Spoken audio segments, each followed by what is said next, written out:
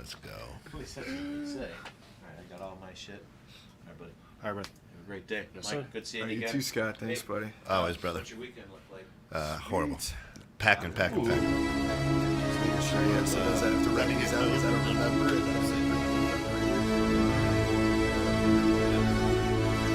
Yeah. I do feel like I'm getting set up now. You got the notepad, you have the boys what we're talking about. It's Mike over So what the music is playing. Dang it, Mike. Set me up on day one. Supposed to be my boy. Nah, man.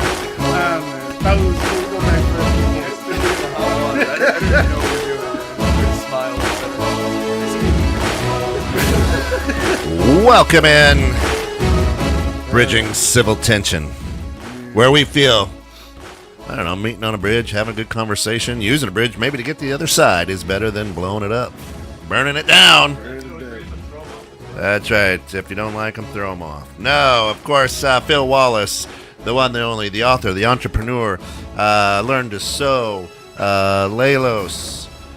What? I mean, keep talking. Around the World with God in 45 minutes. Best-selling book author. Just the amazing stuff that you do is unbelievable.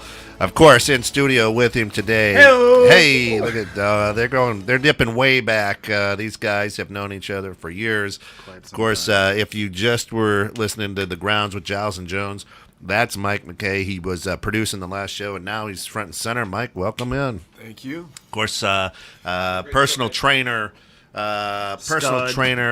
you name it, musician. This guy, well thought out, an incredible soul. And of course, me, I'm Kent Jones behind the mic. So I'm here. I'm just not here, but I'm here. But I'm not here. But right? You're present. But we're present. Present but not visible. Got it. So, of course, Bridging Civil Tensions, where we like to talk about and bring up topics that people want to fight each other about, and not listen to each other. And there's a lot going on since we last met, right? Ton. I mean, we've had Thanksgiving in there, and it's been crazy, right? You were down in Georgia, right? So there's a lot of things going on that we have talked about, and let's just cover them real quick. One is, of course, the Kyle Rittenhouse case, and Kyle was found not guilty on all charges. Mm-hmm. Self-defense. We then had the Ahmaud Arbery case. Ahmaud Arbery case, where all three of those individuals who murdered him in broad daylight they're in prison now. Right. Absolutely. Both cases. I think the cases were run and the verdicts were correct. Right. In the court of law. Right. Okay. And but the interesting thing that you and I talked about, Phil, and Mike, I want to get your opinion on this as well, is a lot of noise about Rittenhouse case. Oh my gosh, right? Trying to build a lot of divide there. And then what to me is far worse was the Arbery case, and I had to ask you, I was like, when did this happen? It was radio silence. It was like, up, they're all guilty. And gone. Disappeared quick. Why? Again, radio silence. Oh, man, okay. Hey, right? So you saw we made a post about this. And I said all those people who were cheering and gloating a week ago for justice are awfully quiet right now. What's the difference? Yep. Interesting feedback on why some people felt that, well, it was unanimous that everyone knew that this was just wrong. And, well, I've seen other situations where it was clearly wrong. And when justice went, either people cheered or people were quiet. And it just seems that on certain cases, to be more direct with certain colors, if justice is served, the team celebration isn't shown at all. We can't be unified behind that. And if we don't like, or if we're cheering for justice, why not here? Why not in these situations as well, instead of just Rittenhouse type of situations. And it's becoming more and more evident to a lot of people that we keep pretending like the reason is not the reason. You're going to see more tension and frustration. Okay. What do you think? Yeah, I mean, I don't watch a lot of the news anymore because of so much of this stuff. You know, I used to pay attention to a lot of things and try and get into it, you know, different stations and all that stuff. Right. But there's so much pull in so many different directions, just like we were talking about earlier, where, you know, you think you know one aspect of what's going on, and then all of a sudden you hear something else and it's completely different. So a lot of this stuff that we're talking about, I'm probably going to be pretty ignorant to, and so I'm going to ask questions as if I'm just a dumb. That's what this show's all That's about. what the show Listen, and I was very ignorant as well when we started this about a year and a half ago. White kid grew up in Iowa. I mean, and I grew up in a town where, you know, it was you know, it was a good mix. You know, maybe 50% of the population was African American, and you know, we had a Filipino guy in there too. We'll throw him in, right? But I think it said .06 when I moved to Crystal Lake. yeah, right. So yeah, it's helped me open my eyes loneliest number. to these situations as well. You know, and I think the interesting thing is, where's the divide? What's the rip? Where's the tear? How can we continue to tear fabric against human beings, right? Okay, so we built up the case on Rittenhouse. When I say we, the media built up the case on Rittenhouse against supporters of Black Lives Matter. Right. Okay, but we couldn't build up a case of, hey, these three idiots jumped out of the truck in broad daylight and murdered a person. Even taking it Right? a step further, the gentleman who, I won't say gentleman, the guy who's Filming.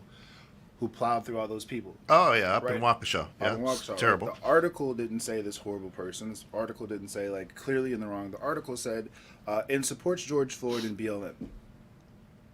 Why is that relevant? Why is it even relevant? Well, what, like, that'd be, in Mike, who murdered 15 people's favorite movie is Pirates of the Caribbean. Why the hell do we have that Right. here? Like, Exactly. what does that, is, unless I'm Well, exactly. trying to go to that crowd, it's like, oh, I hate Johnny Depp, bro. Screw that guy. Now I don't like Mike either. Again, how do we rip the fabric? Right. So Right? if I How know do we there's hot keep people words- hating each other? If I know there's hot words that as soon as you Yeah. hear this person likes this, oh, well, I'm on this side because I didn't like that George Floyd guy. I'm on this side because BLM. So in this situation, I feel it's cut and dry. He's a terrible person because he plowed through a bunch of people, black, white, whatever. Old people. But just in case, let us Grades are add dangerous. that he liked BLM. So there's another strike against those guys and George Floyd. That's the play. We've talked Right. about that. That's right. And you know, and the sad part is, you know, in all the cases, it's just weird, and our law, I guess, or our justice system, or whatever you want to call it. Right. You know, the three guys in the Aubrey case went out, had lunch, right? So this is where I wrote back Yeah. to you that I feel there's still some other people who need to be arrested in that Yeah. situation. But yes, they got a chance to enjoy freedom for a number of months. Right? No And consequence. you know, and again, our good friend Kyle, you know, went home and whatever, you know, turned himself in, Went to the turned himself bar, underage. in, underage, went to bar, right? So shooting people in the So, belly, white power, and just so- posted up in the club. and again, we're not. He did this. Um, You see, no, like he took pictures with like that group, like, white supremacists, whatever in that area. It was like it's supposed to be white power. There's pictures of this dude when he's about to be on trial. 17 in a Free bar. AF. So free as. That really happened? Yeah. So, but we're not saying anything because he's got a lot of high-powered attorneys. Okay, he sees it. He's got a lot of high-powered attorneys. He's suing CNN. He's suing Joy Behar, all those people for defamation. Kyle, we appreciate that you don't listen, and so we can't. We listen. 21.6 and that we don't have any money anyway. So, all right. So anyway, Yet. what we got to look at is why is that? You know, what's the difference, and why do we keep running that same play? Okay. Now, you know, you have said, Phil, that it goes way back to even the founding fathers, a bunch of old white guys who put it together and owned slaves Right. and things, right? The average age of the people who signed the Constitution, the average age, 44 years old, not real old. And several of them were in their 20s. Well, they were Right. living a lot younger, or they weren't living as long back then. Right. So, like 50. right. So 44 was like 65. So now Right. they're living to like 50. But a lot of them, a majority of them were in their 20s and early 30s. So, I mean, they were young, right? So, as we look at them now with the white wigs and things like that, but did a little research to come to find out, well, these were just kids. These were kids that were doing this, 20 years old, right? To me, that's kid, right? 20 years old. So, but you look at it and, there's a lot of weird things out there, right? Interesting that the people who wrote a document for our freedoms, well, and the rest is history, right? So, And they all got a chance to live long lives, as long as possible. yeah. Compared to. All right. So a lot of feedback we got as well. A lot of feedback we got as well was from a couple weeks ago, and we were talking about the Colin in black and white, and that Netflix special, Right. and you talked about slave contracts, Yeah. right? And there was a lot of uncomfortableness with that whole thing, and your stance on that is what? Slave contract, I felt that a lot of people got hung up on that first word. However, a lot of people still say something similar when it's referring to their own job. Slave contract is just saying, I signed a bad deal that, looking back at it or in hindsight, or had I known exactly what this contract was saying, this really wasn't for my benefit. They made me seem like this number was going to be such a good number, but come to find out, this is what I could have got paid. This is what they were offering me, because they thought I didn't know any better. Yeah. Okay. So you choose to do business with a multi-billion-dollar company as a direct salesperson. Right. That a slave contract? No. Why is that? Because I have the opportunity in that contract to expand my income whenever I feel like it. And they're not going to say, well, you're limited to this. They're not going to say, well, like the Chappelle situation, you actually made too much money. We're going to change your contract and now you only get this part. But they've done that. They have not done that. They've done that, and a lot of people have left because They of have some- not done that. There's actually a board to make sure they don't do that. Other companies have done that. Check out Wilson. Last name Wilson. That's all I'll say. Oh, I understand. But they have not done that. Right?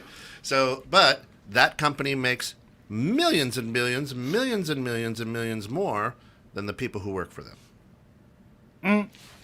I guess as a whole, yes. If you look at for like the individual contract, not as much. The way Right. it's set up on that side would be, But it could change it where you could make more. yeah, but your bank could do the same thing, Right? right? But that's what I'm saying, right? Is I signed a contract, said, yeah, this is No, good. but this okay. So remember we were talking about the Jay-Z situation where the Jay-Z the contract still says that the artist is going to make more than they would over here, Yeah. but Jay-Z's still going to make a percentage because the business needs to be run. I feel in this situation it's more of a Jay-Z than a other record label because I'm making more than I would at other companies, but I still do have to make a percentage to keep the company going. Right. And then when I'm done with my contract for playing for football and I sign a new contract, I can make more for a different one. You right? could. I feel like in the contract that I'm in, let's just say like this is the gap, Yeah. right? Whereas like the NFL contracts, let's say that's the gap. Uh-huh. So if you went from that to that, it's an improvement, but it's not like these contracts where that's the gap. And it's understood that this is for your best benefit. This is how we can help you move it. This is, hey, we can set you up for this progression so that you could make more. Yeah. Those contracts I'm cool with because I see where there's an opportunity for growth. I see where you're going to try to help me improve, how you're going to help me gain more income, I guess, and more control of my contract versus just this is what you're stuck with and be happy I gave you this. All right. What's your take? Interesting. So I remember one time Well, we were talking. I think it was actually at one of those Amway conferences or something like that, and somebody brought up that because I'm not businessy and numbers and all that stuff, but somebody said that when you work for a company, that typically you are producing like 10 times what you're getting paid in order for that company to just sustain itself. Right. So are those kinds of the numbers that we're talking about with like this stuff and like the contracts and NFL? I mean, does it come out that way? So when we went on, or the original show was about like NFL players, right? Okay. And how people would say, well, this person's got a $3 million per year contract. They should shut up and be happy. And I said, well, they don't look at baseball contracts and have the same type of argument only with basketball players and football players. You tell me why. Right, because the Mets pitcher got a $150 million for 3 years contract, and no one has a problem with his. Only with the football players.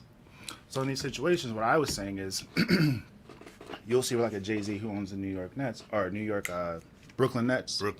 Brooklyn Nets will say, hey, listen, Kevin, you were getting paid $7 million. You could have gotten paid $21 million a year. As the owner, this is what we're going to set up for you. What most people look at is, well, they had the 3. Why isn't he happy? Well, when you're rubbing elbows with a billionaire, $3 million ain't a lot of money.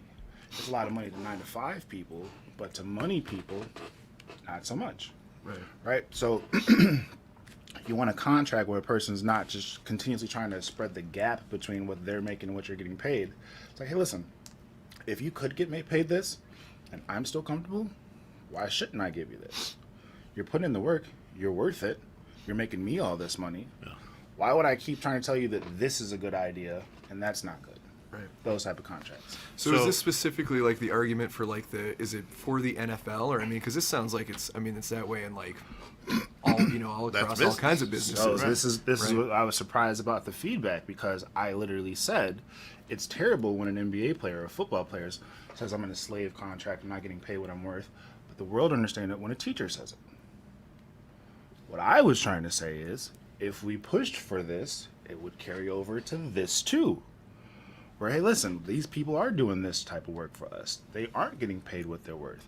If you look at a teacher's hours, it's 5 a.m. till 9, 10 o'clock when they're finishing grading papers and turning in grades and all that other stuff. That's a lot of hours. So for $45,000 a year or whatever the case may be, I don't think that's what they're getting paid their worth. Right. So this morning, right, we were having some coffee, and one of the guys was like, well, over in Europe, in European ball, they pay the younger athletes a lot more.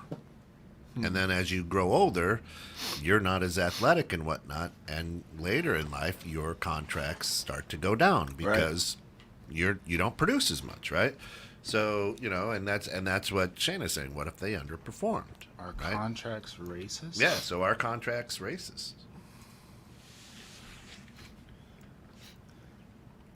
I feel like certain contracts do prey on the ignorance of the person signing those contracts, and I do feel in certain situations, ownership, whatever color they look like, know that the person signing that contract doesn't know the verbiage of that contract, so they set people up to sign their life away. Oh, so that's every contract that way, right? So that's just take advantage that's just of it. shitty people trying to take advantage of other human beings. That's all it is. Right. From what I've understood with like Hollywood or celebrities or in the sports world, when you take a person who comes from a low income situation and you tell them this number is so big, you do hear that about more so music, where like my signing bonus was $60,000, and I thought $60,000 was all this money, and it's really not. I feel to prey upon people because they come from a low income situation to sign their life away, knowing that you could have offered better, isn't necessarily racist. I would say that it's morally wrong. So I hope that answered your question. Sure. Right. So, so then you had sent the Texas A&M, right? So you sent Jimbo, what was his name? Jimbo Fisher and Kevin Sumlin or something like that, right? Right. And you brought that up. And your thought there was what? So this is where I said people are going to look at the comparison of the two. Yeah. This guy won all these games. He's got this many bowl appearances, this many wins against top 25 programs, this many wins against top 10 programs. And what the picture was showing was that this black coach at A&M was getting paid like half. A lot less. Essentially half. I thought it was like 25 million to like 9 or something like that. So like it was less than half. And this white coach was getting paid the higher amount. Yeah. for less wins and less performance. To answer Shayna's other question, he underperformed for the position, but is not being offered the refund to answer Shayna's third question. And I said, no, you're going to see people are going to see the comparison and be like, why isn't this black dude getting paid as much as this white dude if he's got more wins and getting paid half the money? And I said, but the other part is this might be a younger coach, so that may play a part. So in certain situations, you do have to look at the whole story, not just the numbers. Correct. On that one, because this guy, gray-haired, everything like that, and this dude looked like a younger black coach, blah blah blah. So maybe early in his career, he hasn't proven that he's worth double.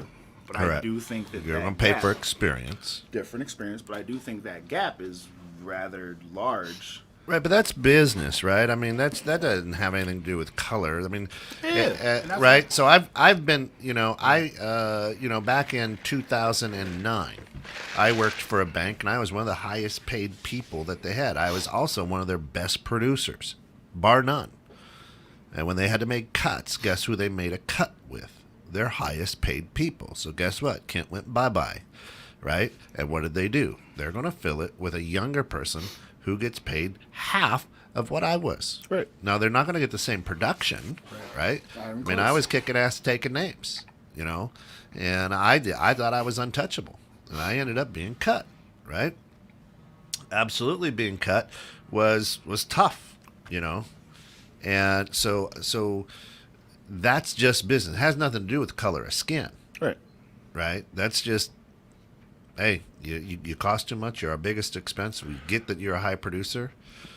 Here you go. Right. Do you think that that's the situation at Texas A&M? Have you been to an A&M game? Well, Jimbo's there now, right? To answer Michael, do you think that that's the situation at A&M though? Well, Fisher came behind Sumlin. Is that right? I believe so. Yeah. And Fisher was at another powerhouse, right, at Florida State. Right. So he's a big deal at Florida State. And when it comes to that, and he was doing well at Florida State, and a lot of times colleges will pay to get the prospects, to get the money to fill the stadium. Right. And if I bring in this coach from another major university, regardless of color, we're going to get better recruits, get more people, and more money, and get television contracts, these type of things, right? And then they got to look at it and go, man, we let this other guy go, but he was actually a better coach. Right. Okay. Now, I don't know where Kevin's at now, Sumlin, or whatever, but at Texas A&M, they were probably like, I gotta believe that it went solely on name and can we put people in there, right? Not, hey, we got to get rid of the black guy, let's get a white guy. Right, and that's not what I'm asking. Right. I'm asking if you think that's the situation at Texas A&M. Yeah, I think they paid more for the guy, because of his background and his history. I'm saying, like, as far as like fans attending the games. To get more people there? Well, I think so, because you brought this high-powered name, and for now we've got a chance to get into the bowls where we make more, we make more money. No, has it happened? No. Her name is Barbara Childers. She's my grandmother. She's an adorable old woman who only wears maroon. She's been an Aggies fan longer than I've been alive because her husband was a vet there. Texas A&M has never had a problem with attendance in the crowd. That's always at capacity. Okay. So it's not for that side. They always get the same caliber of athletes. That's never been a problem. Okay.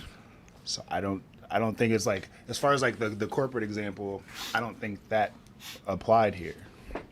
Now, if you've seen the culture at A&M, I haven't. there's a lot of horror stories at A&M because you are dealing with old money, white Texas, College Station. Okay, so you think it was a purely racial-driven move? I'm not saying that. I'm saying for the people who think that, if you've been to that town, if you see that environment, if you are an African-American student who goes to that school, trust me, I have one in my family who transferred after a semester because she said that climate at that school allows a lot of stuff. And that town unless you are performing as an athlete, doesn't take too kindly to certain individuals. Well, that's any town. I mean, your athletes are always. It goes to high school. It goes everywhere. Your athletes are always treated athletes differently. in UIC are treated entirely different than at A&M. I don't know. By the locals, UIC compared to A&M. I don't know. I'm just saying. Go to College Station and tell me how your report is. Hey, I'm just saying. I think that's it doesn't matter if football players get treated much differently than any other athlete. Tell me about the swimming team. Tell me about the wrestling team at these places, right? Oh, if they're doing like the football team football brings in huge dollars. You're right. Right? And football players, and it's just known, football players in any Division I school get treated much different. Much different. Right? On this one, as much as I love you, I think you should probably ask a black athlete who's been at a Southern school how they're treated when they don't see a jersey on you. And it's a lot different than when you're on the screen, bro. They don't remember the jersey when they won't let you in the bar, when they won't let you sit in certain places. But that jersey stuff don't matter. Yeah, but As a black athlete who went to a Southern school, I hear what you're trying to say, but personal experience just speaks a little louder on this one. well, I get it, but I hear what you're saying as well, and that it happens to every athlete everywhere in the South, and it doesn't. All right. It doesn't. We could let's get some athletes from the South. And I will guarantee you that that minority athletes will be like, no, everything's fine there. So the athletes in Alabama schools, South Carolina schools, Georgia schools, Texas schools, Louisiana schools will tell you the locals were really friendly to me all of the time, and I never experienced racism. And you're going to tell me that they're always going to say 100% of the time the locals wanted to lynch me and hang me in a tree. That's not what I said. That is exactly what you're saying. Please don't be your friends right now. That's what you're saying. Did you hear me say lynching? I just said encounter certain things. The people who wouldn't let me sit in certain areas in Myrtle Beach weren't lynching me. They just let me know I wasn't welcome there. That's what I said.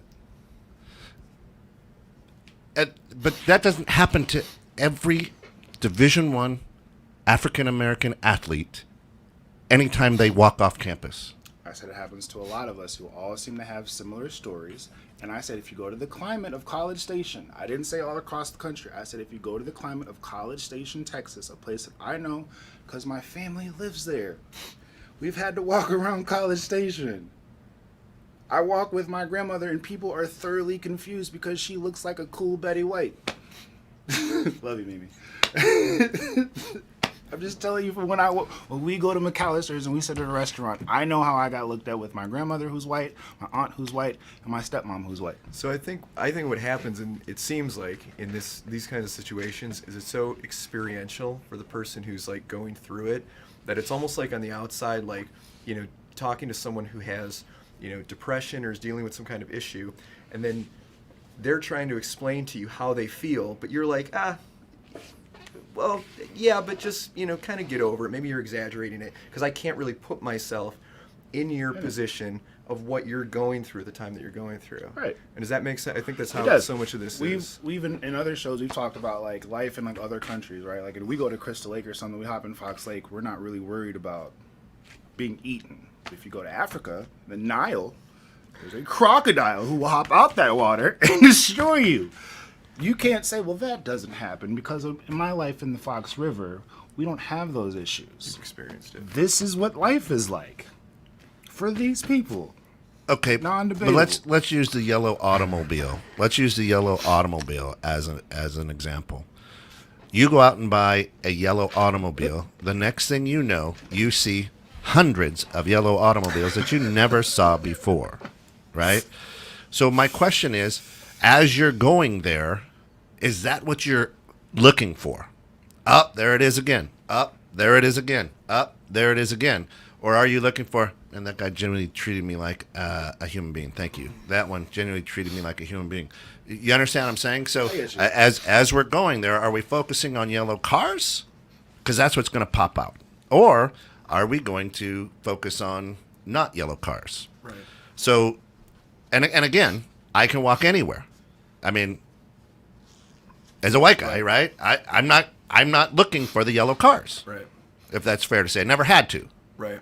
Right? And so maybe then part of the problem is no pun intended, that we're looking at it so black and white, because it probably is both those things, right? It's this reciprocal determinism kind of thing where it's like I'm perceiving something that is happening, in the environment, but now it's and it's coming back, and as it comes, maybe it's getting stronger. I'm magnifying it, but it's probably both. Right. Right. So, case in point, there's a friend of mine from Crystal Lake South, and I'll just use Mike for this example. Yeah. Was like, hey, in Myrtle Beach, let's go out, blah, blah, blah, blah, blah. My friend said this is the spot to go to. Now, I know what's on the wall at that spot that's to go to. It's a 15-foot Confederate flag. Whatever. Mike's in town. We out, right? We in there. So we're going to Red Rooster, and I'm like, okay, I got my Kanye pants on, so that way they can't tell me it's baggy. I got a polo on, no hat, no do-rags, Kent, right? We're going to be game ready. And so I'm in here with the fitted jeans, polo tucked, and they're too baggy, and you guys aren't good. But Mike gets let in. Now, was I looking for a yellow car, or was I hit by one? So you're saying that you and you and JR, Zoe, whatever, are going to go. We're going to take you and Mike out. Right. And we got dang near hipster jeans on. Yeah. Nut huggers. Yeah. And they tell us our clothes are too baggy, and you with your South Pole and you with your Echo hoodie are allowed in. But me, JR, and Zoe are outside. And I have to look Mike when he's on the other side of the fence and say, it's cool. This is how things are here. Now, is this like a situation that's actually happened to you?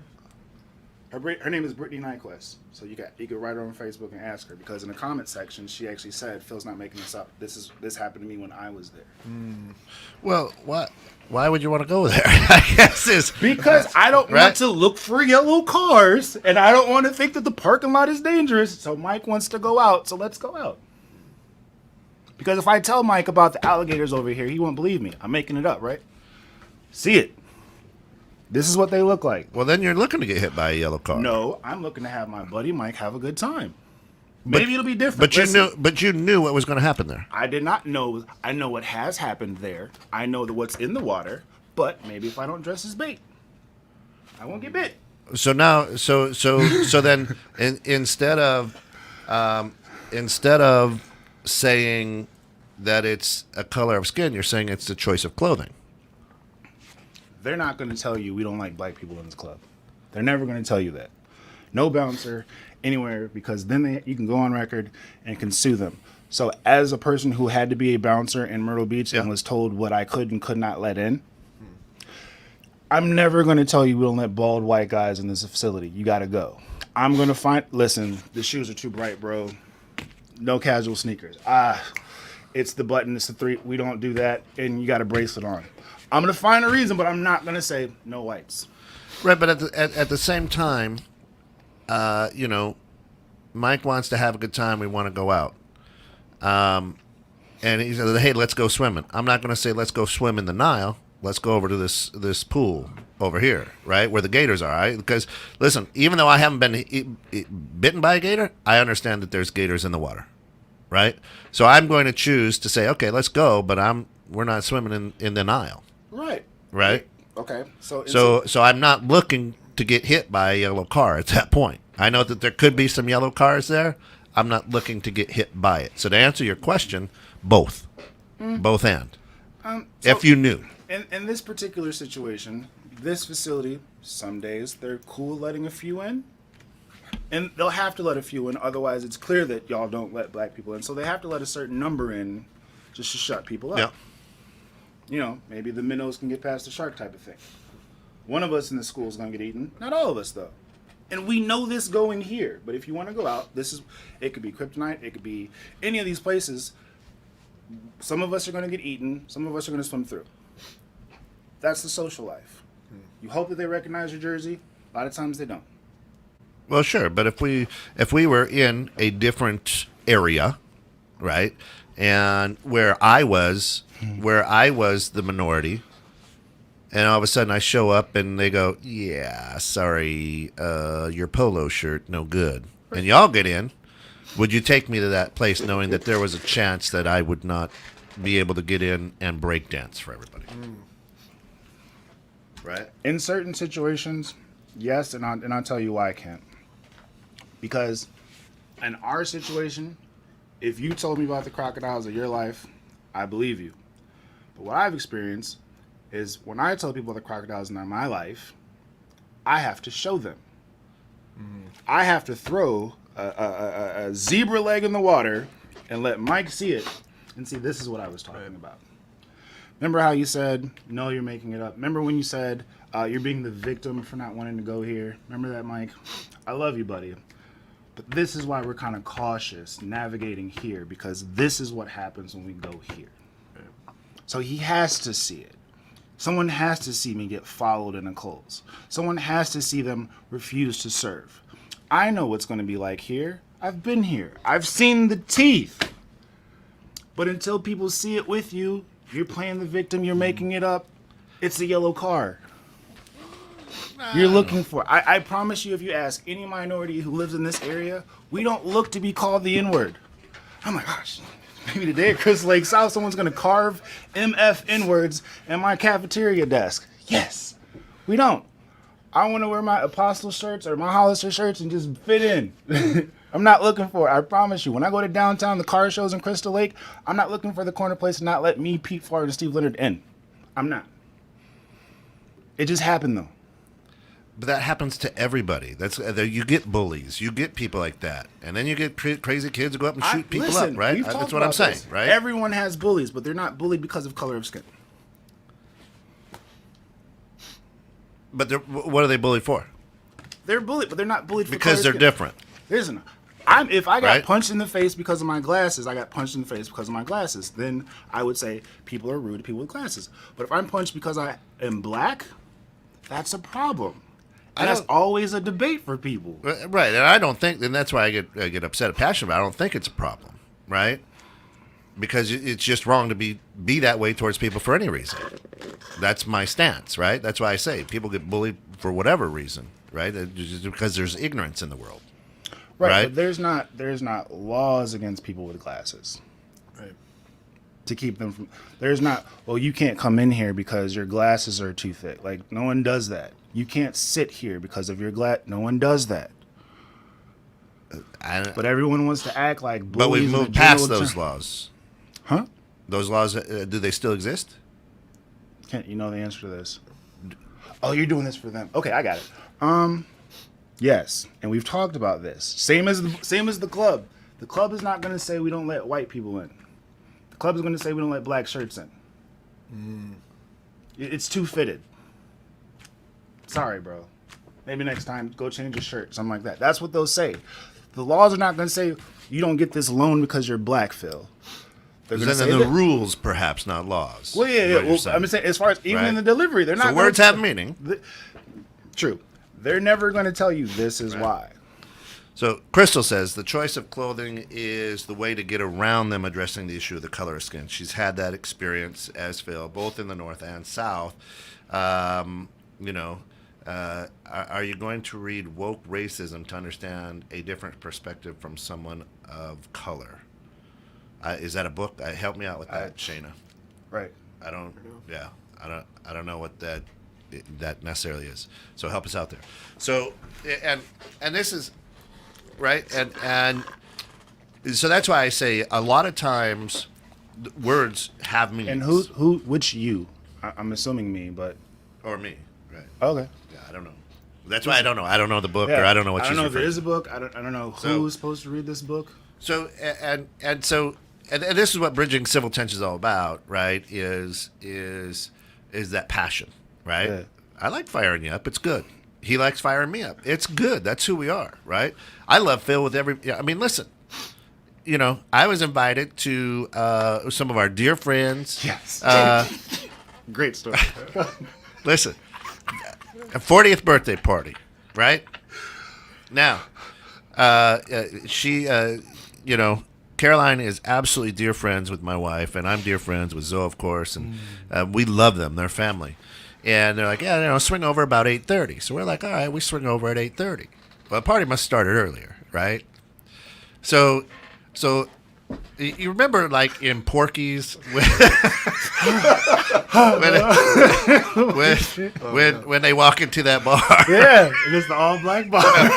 So listen, we get there and we You come were clean though, bro. we come down the stairs, and you heard the needle drag across the record. Right. So now keep in mind, Alice and I were invited, and we absolutely and we have hung out and partied with the people there before. So it's not a big deal, right? And we walked down to the basement where the party's happening, and we are the only white people in there. Like 25 Right. deep, easy. Right. Now, again, friends with everybody there, which is great. And that could make a lot of people uncomfortable, right? But because of the love that's shared in that room, right? And that's what I said, hey, I just want to thank you guys for inviting us to be the only white people after the Kyle Rittenhouse, It looked like a setup. Like, it was. Now, I will tell you this. Me and Dave, we went toe-to-toe with some Don Julio, and I woke up drunk the next morning. I mean, it wasn't... oh, you can. No. Mama, I'll tell you what. But here's the... Nobody said 2 words, right? I'm the one who made a joke out, and then everybody kind of felt okay, like, all right, this guy's okay. The few people who didn't know me, and they just said, hey, you stay away from her because she's the edible lady. Don't eat her cookie. Don't have those. Or cookies. brownie. Those right? are not ginger snaps. No, they aren't. And it was a blessing to be there. It was absolutely a riot. We had such a good time. I took a shot at the tequila, and then I started to sweat, and I'm like, oh man, the white guy's in here sweating. This is Nervous. Welcome. Tables have turned. right. And that's where. All right. So here's the whole thing. That's where it's hard for me to see it, right? Because I don't feel any of that anywhere. Right. You understand what I'm saying? Right. I don't see it. I don't feel it. And they're like, well, you got to be a minority yet. It did nothing. It was like, hey, you're cool. How are you? Everything's, you understand what I'm saying? Right. So no matter where I go, I don't, maybe if I go to Iran or something, but I've never been out of America except for Canada, and it's pretty white there too. But, so it's hard for me, and I get frustrated sometimes, and I'm sure a lot of people do, to go, I don't know, I don't feel that, I don't see that. And to me, again, why would I go into the water if I know that there's going to be, Not equal, but just for the example. Well, yeah. What did you say? You go, hey, this is like me going to a Chamber event. Oh, you look nervous. Why?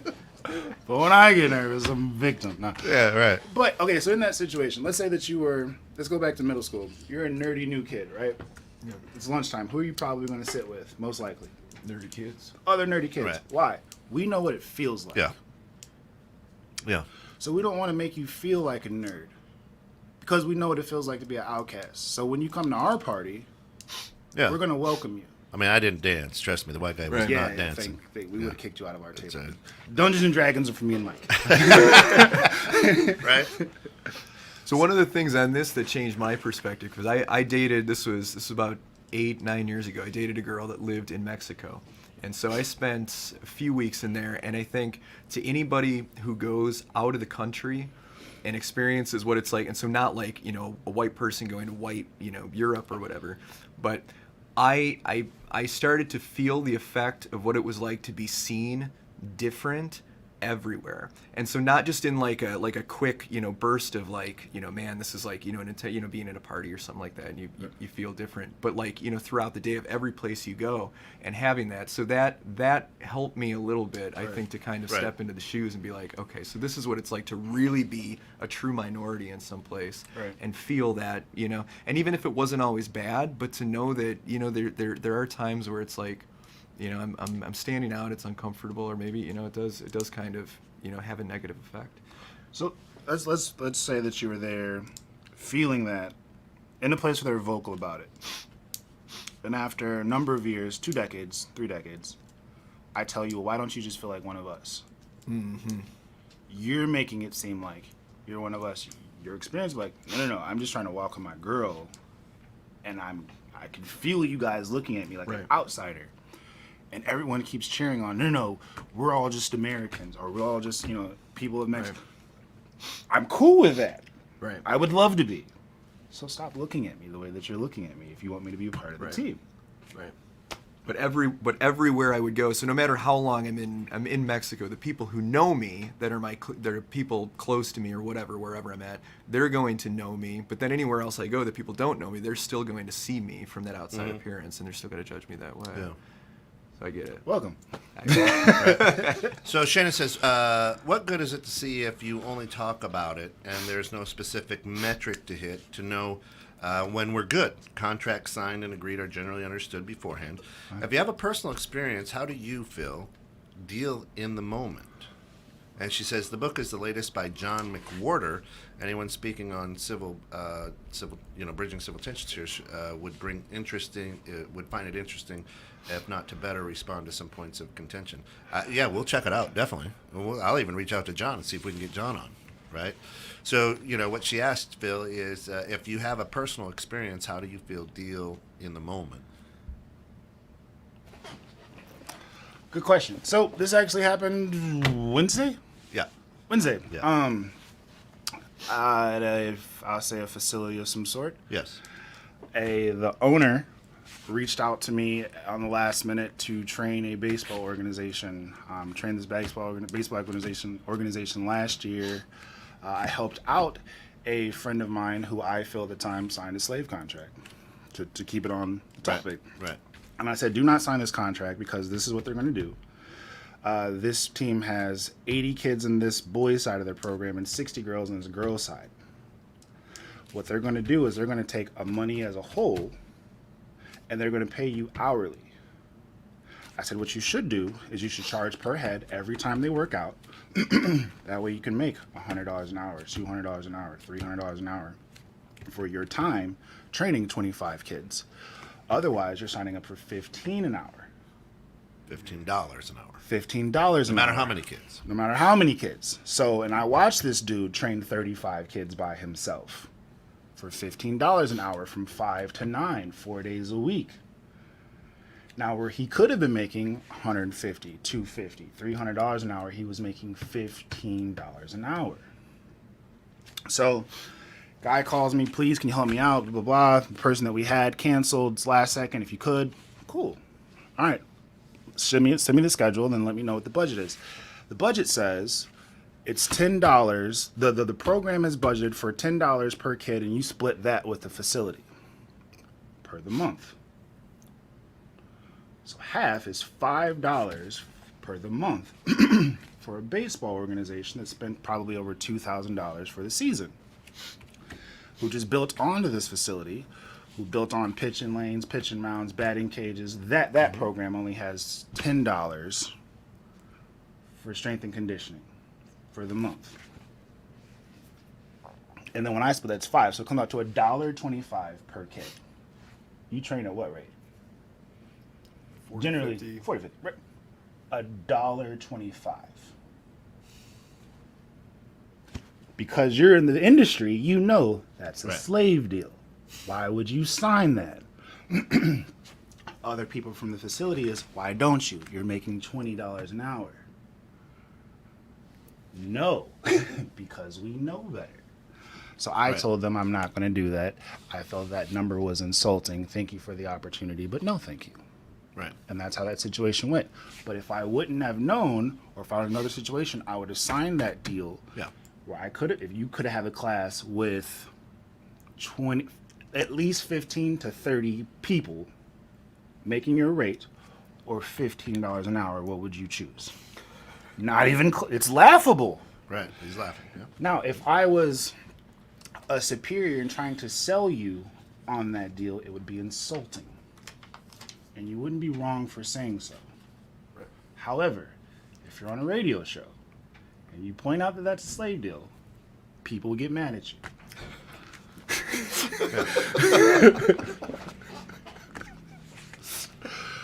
As far as the other book though, I'm happy to read the book. I have a number of books that I'd be more than happy to share with you too. Lies My Teacher Told Me, things about the Black Panther. There's a number of books. I consistently do open lots of books. What sometimes comes is a person will read a one-off book and suggest it while skipping a long list of other books. I'm not saying that this is the case, but I'm open to reading the book, but I'll trade you book for book. That's my deal.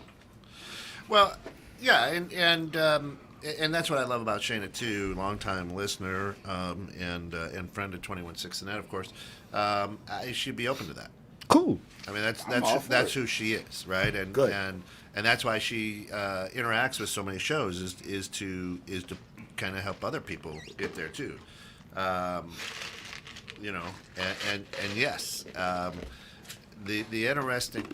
But the interesting thing is, and we go back to that contract again, and the slave deal is, he at that time said $15 an hour is good or whatever.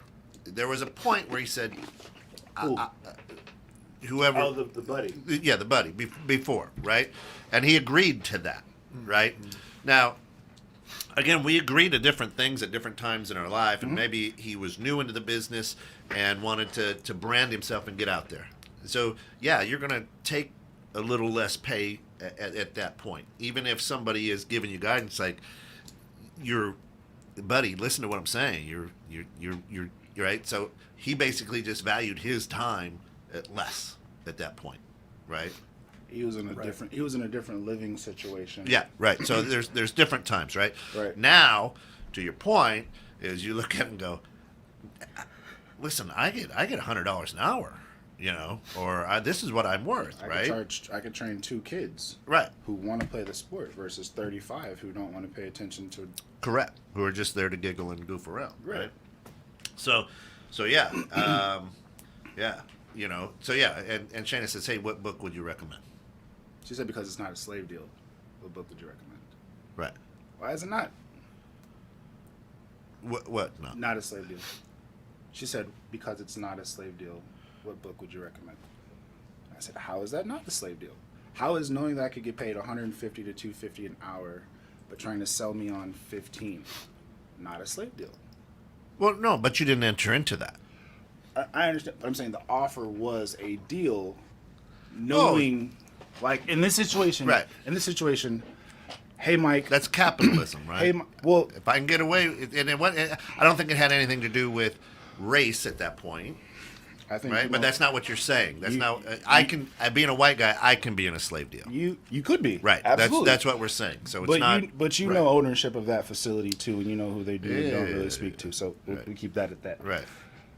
If I'm calling out of desperation, Mike, can you please help me? We have no one else. I'm at least going to make it worth Mike's time. Right. Hey, you're doing me a solid. We have no one else. We overbooked Yep. this. We got money that came in. You're doing me a solid. Yep. This is how I'll split it with you. I can't be there, but this is what you'll make. Right. $1.25. Hey, bro, I got 50 kids in a camp who just want conditioning. And just strength and conditioning, you do the personal training, it's at 50 cents per kid. Now, you love me to death, and I love you too, bro. Are you taking that deal? 50 cents a kid, man. You get a whole cup of coffee when you finish. Sounds amazing. But, Sounds like a great deal. I'm I'm gonna have to think on that. and I'm Right. sitting there like, listen, as a millionaire, would you take that deal? He got quiet. Right. Exactly. Right. So yeah. So there is that. But again, you know, and again, professional sports is known for that, right? Hey, you are a talented athlete. You have, we'll take any story, you got yourself out of the ghetto because of your talent, and now it's your dream. Here's your dream. We'll pay you $1 million because you've never had $1 million, and it's exciting. And yes, you sign because it's your dream, right? Or you've got an agent who's going to take 80% of that, But you don't know. But you don't know. But you should be thankful. But you don't know what you don't know. And isn't that? I mean, that's in all the music and media and all the production, entertainment stuff, right? Not here at 21.6. Not here. Come on, hey, listen, I'm the slave here. I'll tell you that. I'll tell you that. This is a slave deal, but don't get in business with me either, because you will die. That happens, right? Colin. Yeah, Colin Kaepernick. That's kind of what it all started with, was his series, Colin in Black and White, which was excellently done. I thought. I mean, if you haven't seen it, you should. It was excellently done. Excellently done, which is good. And then you are aware of supply and demand and how it tends to drive economic decisions. We have many fast food restaurants that are suffering from the same view on wages. Is it right? I don't know, but it's not color driven. What book? Can't wait. Did you give her a book to read? Yeah, I said lies my teacher told me. Lies my teacher told me. Yeah. There you go. All right. So I think, I mean, yes, there are weird things going on right now, and we can get into a whole debate on my thoughts on that from an economic side. That's not what this show. Yeah, we could. I mean, it is bridging civil tension and starting to create tension. Yes, Shayna, right? I'm aware of how supply and demand works. To answer your question, I am aware. Yeah. What I'm saying is, my teacher told me. My teacher told me.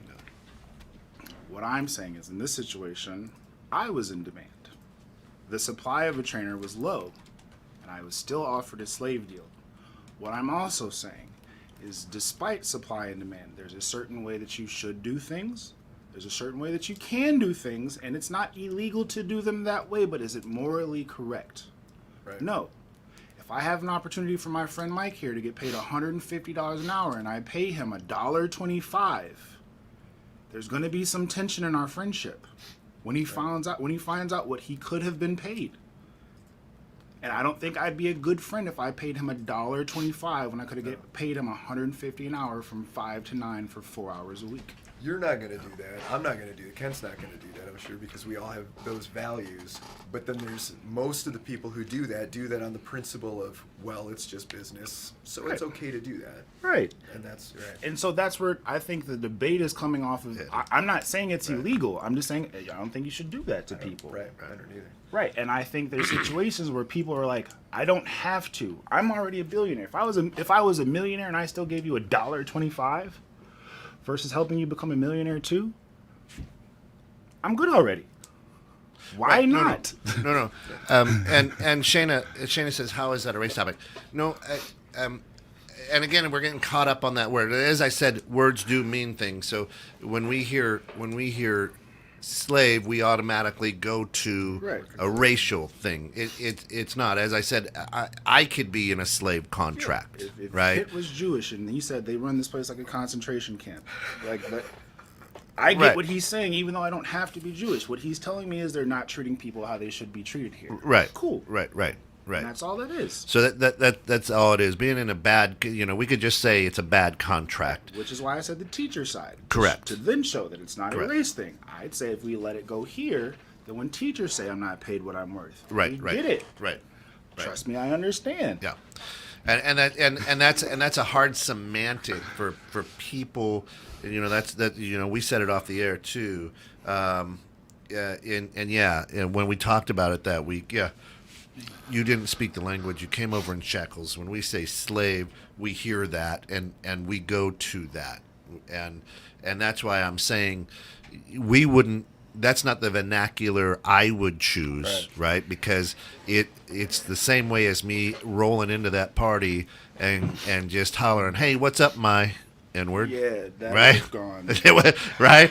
And, Like, kid, I'll protect you Right? in both situations. but the guy, right? But This is Maywood, bro. It's a little different. right? But the guy, the guy who comes in behind me who's not white and yells it, it's all good, right? Yeah. So that we wouldn't choose that vernacular because of what it means to us, and that's why I say, when we hear that word slave contract, to us it goes back to shackles and treating people, not treating people horribly, but the image we get is you didn't have a choice.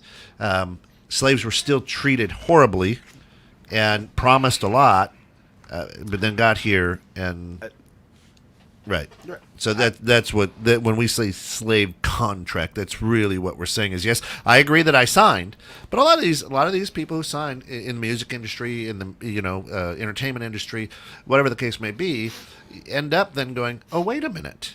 I mean, the baseball players are on. They're shut out now or something because they're changing their demands. Right? I don't follow baseball, but what I see is they're on strike now, or they're holding out, or I don't know what the heck's going on, because they're now negotiating the contract that they feel was not worthy of what they should be getting paid. I wonder how many of them would be called thugs for doing so. Right. So we're talking about how we're getting caught up on the word slave. Yeah. Right? So imagine how ironic this feels after having to sit through a term watching a leader say whatever he wants to with whatever type of verbal freedom he wanted to use. And when other people say, well, this means this, and when you word it this way, this is how we take it. And for 4 years, everyone else said, well, no, you're getting so caught up on the words. Like, it's not what he meant. He actually meant this. Why are you getting so caught up on the terminology? Well, no. This means this. And this is what he's saying. Why don't you... Every word just catches you guys up. Damn. He said one word one time. And this is our third show going over the topic. But for 4 years, he was allowed to say whatever he wanted to about a whole lots of groups of people. Whenever he wanted to, as derogatory, as mean, as hateful, whoever he quoted, whatever, but Nazi belief they believe. But we can't point out that word.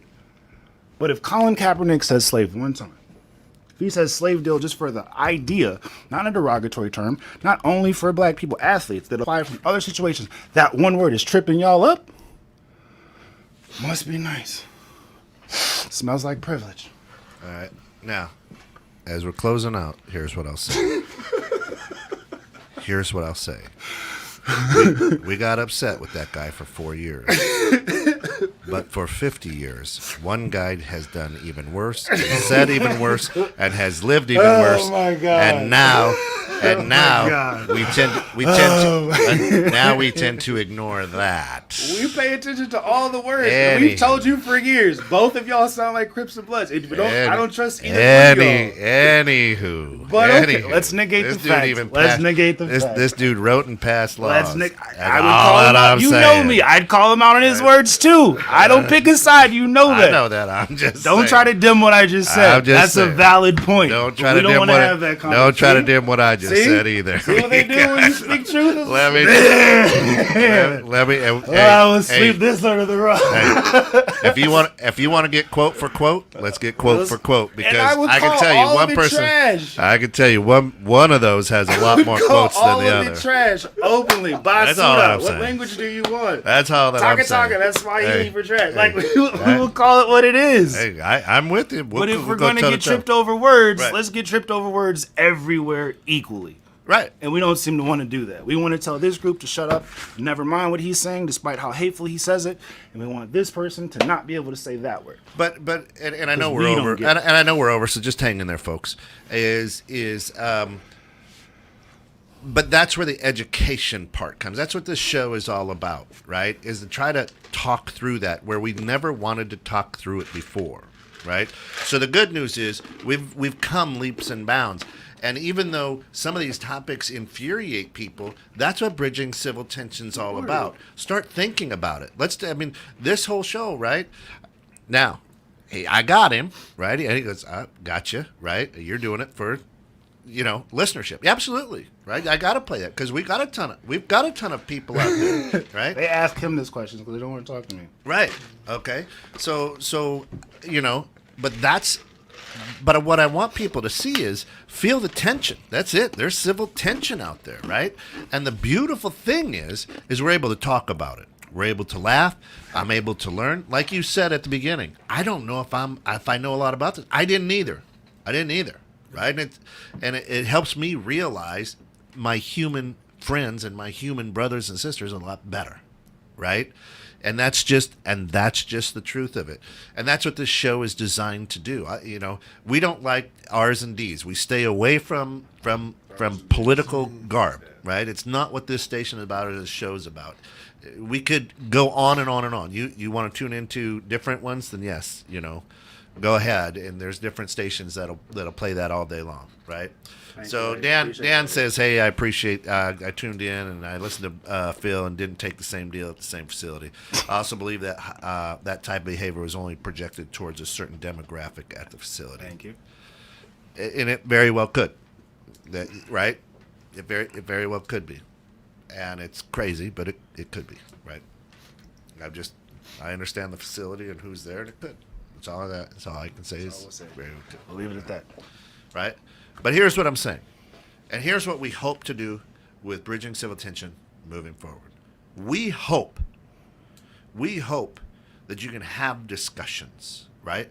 We hope that we can figure out a solution so we're not looking for yellow buses or trying to get run over by the yellow cars, right? Not the little short buses. That's kind of bad, right? But you understand what I'm saying? Or if we notice a yellow car and I don't own the yellow car, I've got to know how to react and feel and empathize, right? Empathy is an art that has been lost in this country, and we have to start understanding and walk a mile in other people's shoes, right? I think we're starting to move that dial. But, maybe next week let's talk about, like Shayna asked, what's the metric? When do we know we've gotten there? Right? When do we know? We could do a self-checklist. And then we'll do it next week. I would love to do a self-checklist. How do you feel when this is the situation? How do you feel when that's the situation? There we go. You hear this news? So listen. This news. Did you gloat over here like you gloated over there? If not, why not? Check yourself. That'd be real fun. It's gonna hurt people's feelings. That's it. All right, for all of us here, 21.6 The Net, thanks so much for getting caught in the net with us this morning. We absolutely love you. Hopefully you guys got a little pissed off. That's okay. That's what we try to do. But remember, don't burn this bridge. Keep building it. Keep building it. Thanks, guys.